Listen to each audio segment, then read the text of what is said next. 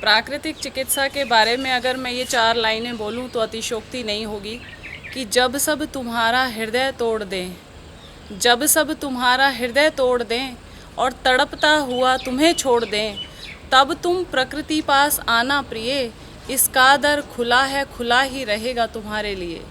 प्राकृतिक चिकित्सा में वास्तव में वही लोग आते हैं जो चारों तरफ से निराश हो चुके होते हैं, क्योंकि एक बहुत अच्छी उक्ति है कि प्रकृति जिसे ठीक नहीं कर सकती उसे कोई ठीक नहीं कर सकता।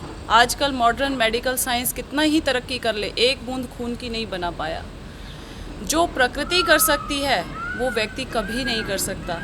इसलिए अपने रोगों को ठीक करने के लिए हमारा ये शरीर 5 महाभूतों से बना है, मिट्टी, पानी, धूप, हवा और आकाश। जब हम इसे ठीक करने की बात पे आते हैं तो हम भागते हैं केमिकल्स की तरफ, डॉक्टर्स के पास, दवाइयों के पास, जबकि हमें जाना चाहिए नेचर के पास, जहां हमें पूरी तरह हमारी बॉडी की रिक्वायरमेंट को पूरा करने के लिए मिट्टी है, पानी है, धूप है, हवा है और आकाश है। इन्हीं 5 महाभूतों से हम बड़े से बड़े रोग को बहुत ही इजीली और कुछ ही समय में ठीक कर सकते हैं। लोग अक्सर ये सोचते हैं कि शायद एलोपैथी में रिज़ल्ट बहुत फास्ट मिलते हैं, लेकिन 7 दिन में बंद नाक खुल जाती है, अल्सर ठीक होने लग जाते हैं, chronic skin disease, psoriasis, eczema ठीक होने लग जाते हैं और बड़े से बड़े रोगी डायलिसिस वालों को सप्ताह 2 सप्ताह में बहुत अच्छे रिज़ल्ट आने शुरू हो जाते हैं। तो मैं तो यही कहूँगी कि आप अपने शरीर को ठीक करने के लिए सबसे पहले प्राकृतिक चिकित्सा और योग को फॉलो करें। ठीक है, इमरजेंसी ट्रीटमेंट के रूप में आप एलोपैथी को भी प्रायोरिटी दे सकते हैं कि कभी आपका एक्सीडेंट हो जाता है, कोई ऐसी इमरजेंसी आ सकती है तो आप एलोपैथी में जाइए। अदरवाइज़ कोशिश कीजिए सर्दी, जुखाम, खांसी, हैजा, उल्टी, दस्त, जो ये तीव्र रोग हैं जिसको हम कहते हैं acute disease, they are not crush, they are not हमारे लिए अभिशाप नहीं हैं, वो हमारे लिए ब्लेसिंग्स हैं, वरदान हैं, उनका आप लाभ उठाएं। आपको फोड़े फुंसी हो जाते हैं, बुखार हो जाता है, जुखाम हो जाता है, हैजा हो जाता है, तो इसके लिए आप कभी भी इंजेक्शन नहीं लगवाएं, दवाई ना खाएं। बहुत ही अच्छा रास्ता है। एक बहुत अच्छी कहावत मैं कहा करती हूँ कि माल भरा हो पेट में और नीचे लागे जाम, दोनों राह निकालिए यही सयानो काम। बहुत अच्छा तरीका है, बॉडी को डिटॉक्स कर दो, सफाई कर दो। घर में जहाँ कूड़ा वहाँ कीड़ा, और कूड़ा ख़त्म तो कीड़े का आपको डर ही नहीं रहेगा।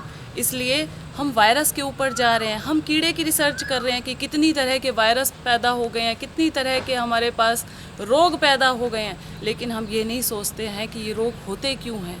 कभी कारण को जानने की ज़रूरत नहीं पड़ती। रोग हो गया, दवाई दे दिया, लेकिन हमने अपना लाइफस्टाइल ठीक नहीं किया, वो रोग दोबारा आते हैं, फिर हम ऑपरेशन की तरफ भागते हैं और ये चक्रव्यूह हमारा जीवन भर ख़त्म नहीं होता। इसलिए अगर आप चाहते हैं कि एक बार 7 दिन इस कला को सीख लें, केवल मात्र मैं ये नहीं कहती कि आपको हर साल यहाँ आना ही होगा, सेंटर में रह करके ट्रीटमेंट करवाना होगा। केवल मात्र 7 दिन का कोर्स है, STT, सेल्फ ट्रीटमेंट थेरेपी। अपने डॉक्टर खुद बन जाएं। अब वो समय ख़त्म हो गया कि आप डॉक्टर के भरोसे बैठे रहें। डॉक्टर के भरोसे बैठेंगे तो लीवर, किडनी, हार्ट सबसे हाथ धो बैठेंगे। थोड़े दिन बाद BP शुगर की दवाइयाँ खाते हैं, पता चलता है किडनी डैमेज हो गया है, अभी डायलिसिस शुरू हो गया है। थोड़े दिन बाद पता चलता है हार्ट अटैक की प्रॉब्लम शुरू हो गई है।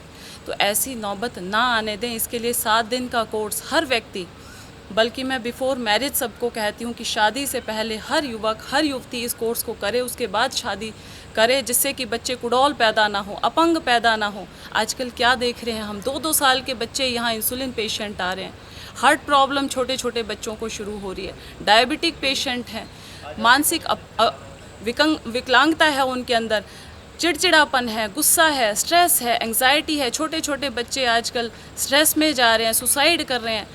10th क्लास में फेल हो गए बच्चे ने सुसाइड कर लिया। ये क्या है?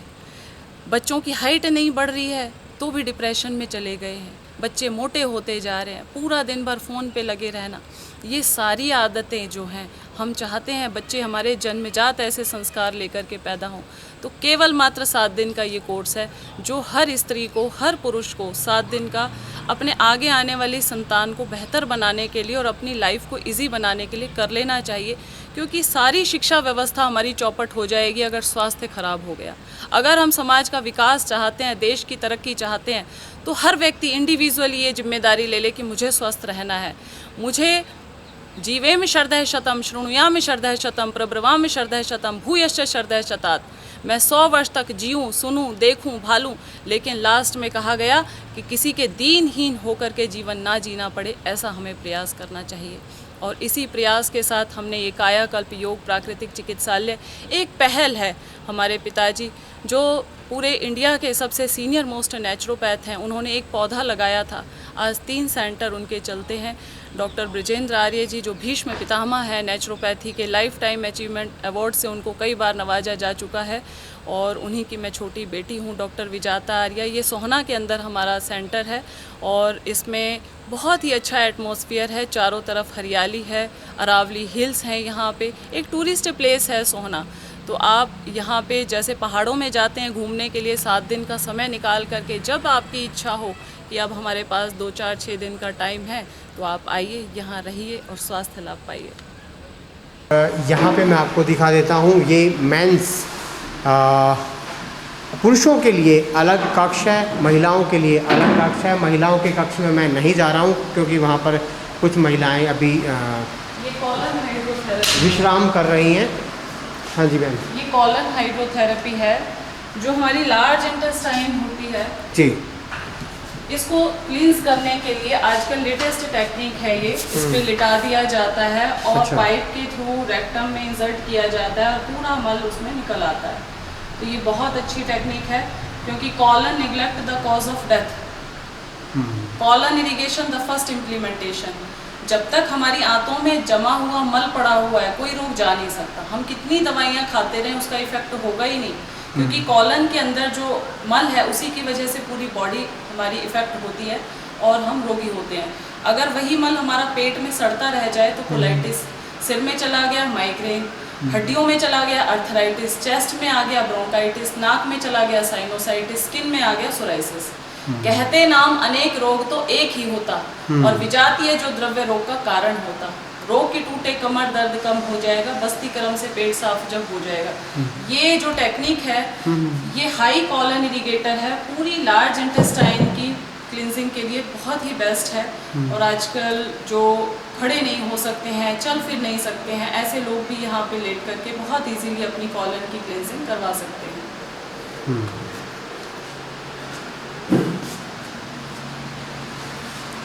ये एनिमा रूम है।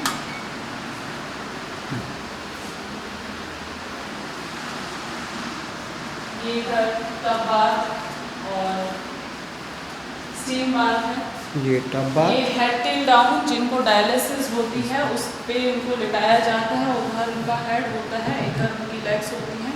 अच्छा जिससे उनका नेचुरल डायलिसिस शुरू हो जाता है।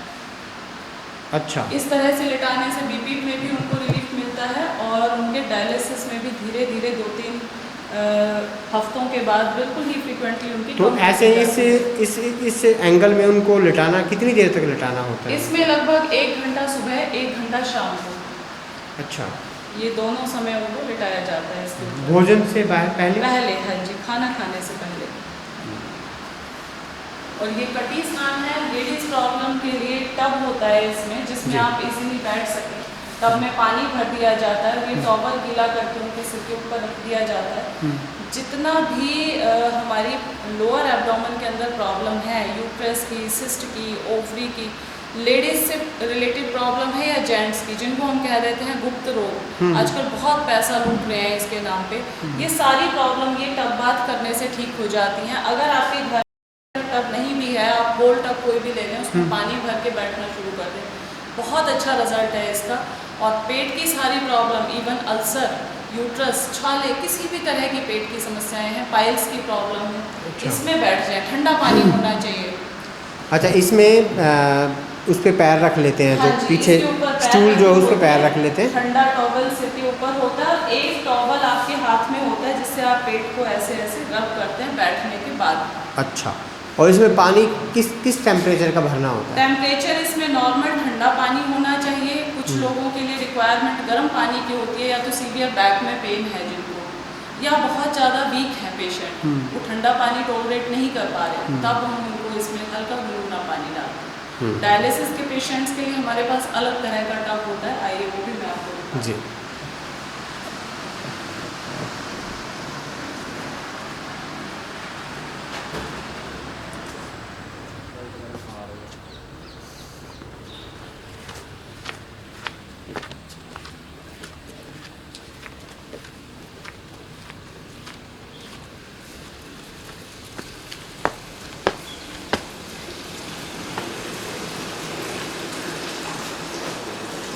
ये हाँ आगे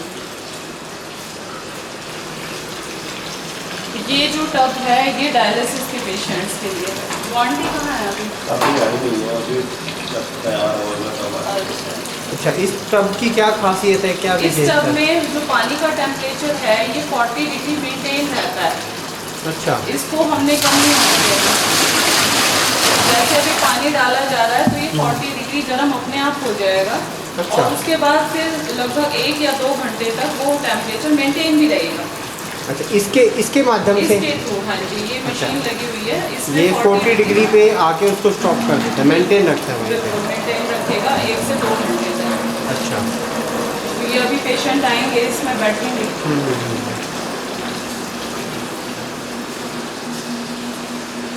इसमें कितने किस एंगल में बैठना होता है, सीधे ऐसे ही आलती पालती? गर्दन आपकी हल्की सी ऐसे ऊपर मुड़ी हुई होती है अच्छा, और आप स्ट्रेट लेटे हुए होते हैं, पैर आपके सीधे और गर्दन हल्की सी पीछे मुड़ी हुई अच्छा। ऊपर की तरफ। जैसे जो आप ईंटें लगा रखी के हैं, अपने बेड के ऊपर बैठ जाते हैं इस तरह से। जैसे ईंटें लगा रखी हैं उनके पीछे ऐसे गर्दन लगा लेते हैं, कुछ इसी के कपड़ा वपड़ा ऊपर रख कपड़ा के डाल करके गर्दन लगाते हैं, पीछे लंबे पैर कर लेते हैं। ठीक। सीधे लेटना होता है। ये full body immersion tub, hot immersion tub बोलते हैं इसको। ये हैंड एंड फुट बाथ के लिए होता है, हाथ और पैरों का गर्म स्नान होता है। ये है प्रति स्नान, सोना बाथ, स्टील बाथ। और यहाँ लिटा करके फिर उनको मड पैक दिया जाता है पेट पे और माथे पे। मड पैक के बहुत लाभ हैं। मिट्टी चिकित्सा आइए मैं आपको दिखाती हूँ, बहुत ही ज़बरदस्त होती है। पेट पे जब भी पट्टी लगती है तो पेट के अंदर जितने ऑर्गन्स हैं उनके अंदर चिपका हुआ मल छूटना शुरू हो जाता है।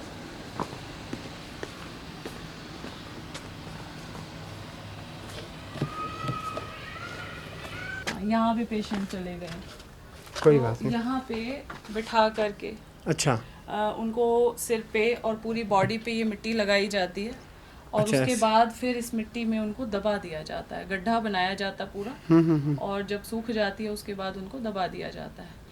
पूरी बॉडी अच्छा। एक तरह से मिट्टी के अंदर होती है फोर्स ऑफ ग्रेविटी। हम्म, और जब फोर्स ऑफ ग्रेविटी काम करती है तो अंदर से जितना भी जहर है हमारी बॉडी का, टॉक्सिन्स है, उसको वो सक कर लेती है अपने में। हम मिट्टी के अंदर कितनी ही भी केमिकल डालते हैं, कितनी गंदी चीज़ें डालते हैं, लेकिन मिट्टी के अंदर से हमेशा शुद्ध चीज़ें निकलती हैं, चाहे भोजन हो चाहे पानी हो। तो जब हम अपनी बॉडी को भी इसके अंदर इस तरह से दबा देते हैं तो हमारी पूरी बॉडी के टॉक्सिन्स इसके अंदर सक हो जाते हैं और मिट्टी उसको चूस लेती है।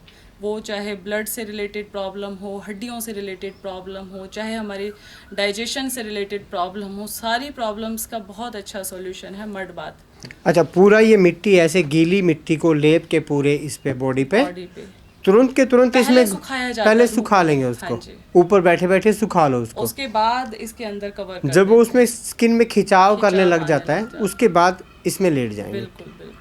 और इसको पहले ये सूखी रेत है जैसे? हाँ, इसको सूखा ही रखते हैं। अच्छा। और सुबह के टाइम थोड़ा सा अगर लगे किसी को कि गर्माहट है तो इसमें पानी भी डाल देते हैं। अच्छा। पानी डाल के हल्का इसको ठंडा भी कर लेते हैं। हम्म, इसके बाद ये इमर्शन बाथ होता है। इसमें बड़ी तेजी से फाउंटेन निकलता है पानी का। अच्छा। और इसके अंदर नहलाते हैं। पहले यहाँ नॉर्मल बाथ होता है और उसके बाद फिर वो अंदर चले जाते हैं इमर्शन बाथ के लिए।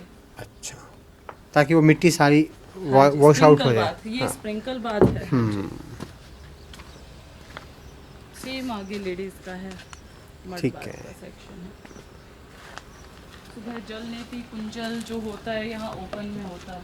हम्म, और इधर रेजिडेंशियल रूम्स हैं आगे।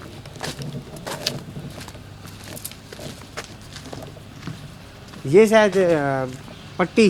हाँ, मिट्टी जो उतरी मिट्टी हुई की जो- मिट्टी होती है हम्म, ये वो है। बाकी जो फ्रेश है वो वहाँ है। एक बार यूज़ होने के बाद उस मिट्टी को दोबारा यूज़ नहीं करते। अच्छा। हाँ।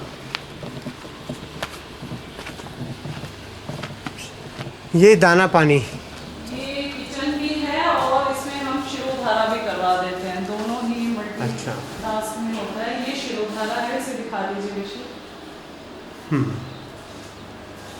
ये किस लिए प्रयोग होता है? ये शिरोधारा जिनको माइग्रेन है, टेंशन है, स्ट्रेस है, एंग्जाइटी है, डिप्रेशन है, सारे ही रोगों में बहुत अच्छा। हेयर फॉल हो रहा है, आई साइट वीक हो रही है, जिनको मानसिक रोग होते हैं मोस्टली, उनके लिए तो बहुत लाभदायक होती है। इसमें किस तरह की औषधियाँ डाली जाती इसमें हैं? मेडिकेटेड ऑयल भी डालते हैं, लस्सी से भी करवाते हैं, दूध से भी करवाते हैं, पानी से भी करवाते हैं, तरह तरह की चीज़ों से अकॉर्डिंग टू रिक्वायरमेंट। जैसा पेशेंट है उसको उसी के अकॉर्डिंग इसमें शिरोधारा करवाई जाती है। बहुत बढ़िया।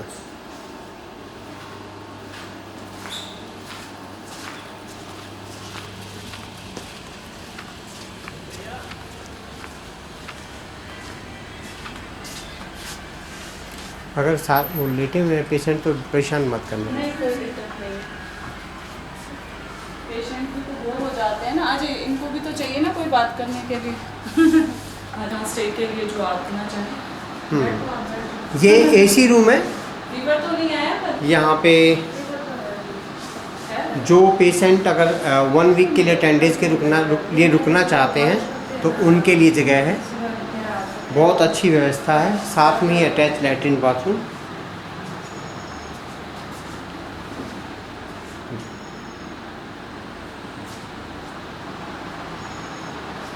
कपबोर्ड है, आप अपना सामान लाके यहाँ पे रख सकते हैं। यहाँ पे दोनों तरह की फैसिलिटी आपको मिलेंगी, एसी में भी और नॉन एसी में भी। जी मैम। हाँ बिल्कुल, आप अगर नेचुरल हट्स लेना चाहें तो उधर कूलर लगा हुआ है और वो पूरी तरह से नेचुरल है। ऊपर उनका जैसे पहले कच्चा हाउस होते थे वो पूरा प्रॉपर बनाया हुआ है। आइए मैं दिखाती हूँ। प्राणायाम के लिए आ जाओ सुमन, प्राणायाम के लिए आ जाओ। 1 मिनट, मैं आंटी से भी मिल लूँ। आंटी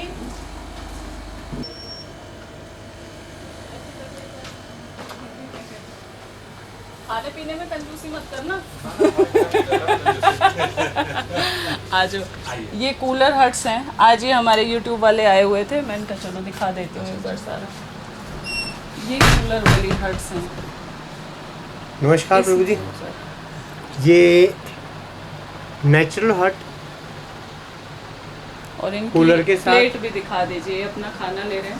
और ये भाई अभी ये कौन से टाइम का नाश्ता खा रहे हैं? ये दोपहर का? हाँ, डायलिसिस के पेशेंट्स को दिन में 6 बार खाना चाहिए। अच्छा। थोड़ा थोड़ा फूड उनको एक बार में ज़्यादा ना खा करके कई बार में दिया जाता है। तो फ्रूट्स ही मिलता है, उसमें और कुछ नहीं होता। नेचुरल फ्रूट्स, नेचुरल डाइट ही होती है। बहुत बढ़िया। नमस्कार आंटी।